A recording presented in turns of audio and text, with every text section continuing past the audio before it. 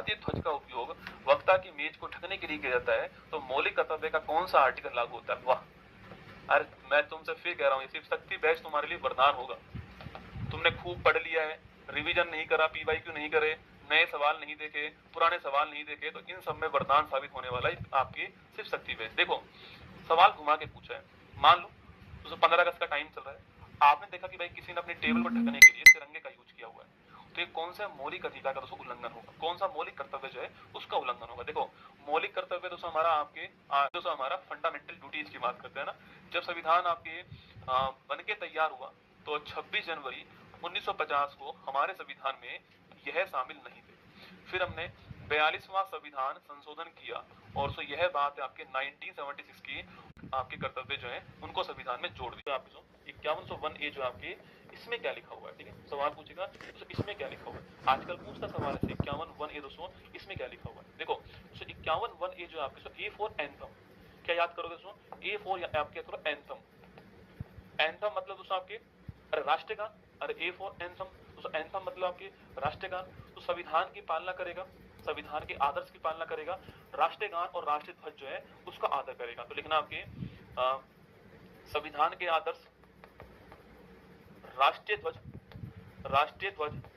और राष्ट्रीय गान जो है इसका आदर करना कहां पे लिखा हुआ है? इसका आदर करना जो है वो आर्टिकल 51(1)A में लिखा हुआ है। किसकी बात करता है? राष्ट्रीय ध्वज, राष्ट्रीय आपके गान।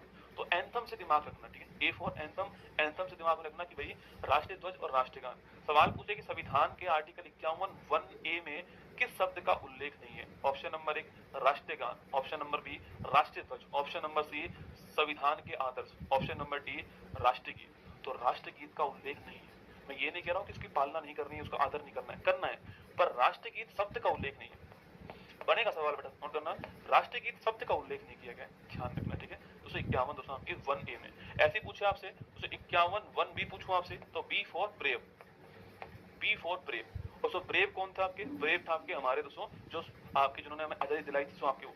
तो हमारी आजादी के जो आदर्श हैं, जो हमारे आजादी के आंदोलन को प्रेरित करने वाले जो आदर्श हैं, उनको अपने हृदय में संजोए रखना और उनकी आदर करना, ठीक है। तो लिखना स्वतंत्रता आंदोलन के जो आदर्श थे, जिन व्यक्तियों ने भी इसमें कार्य किया आपके, उनके आदर्शों को अपने हृदय में संजोए रखना। आपको पूरा थोड़ी याद करना है, इसको सुनिश्चित करना भी हमारा काम है। ये आपके C4 आपको ध्यान रखना है, इसमें किया गया। तो देश की रक्षा है, उसकी बात 51(1)D, ठीक है। और इसमें समान भातृत्व की भावना होनी चाहिए, आपको इसमें ध्यान रखना। आप ऐसे लिख दीजिए ना, ऐसे लिख दीजिए human scientific approach, human scientific approach लिखी हुई है, आने तो एग्जाम, ठीक है।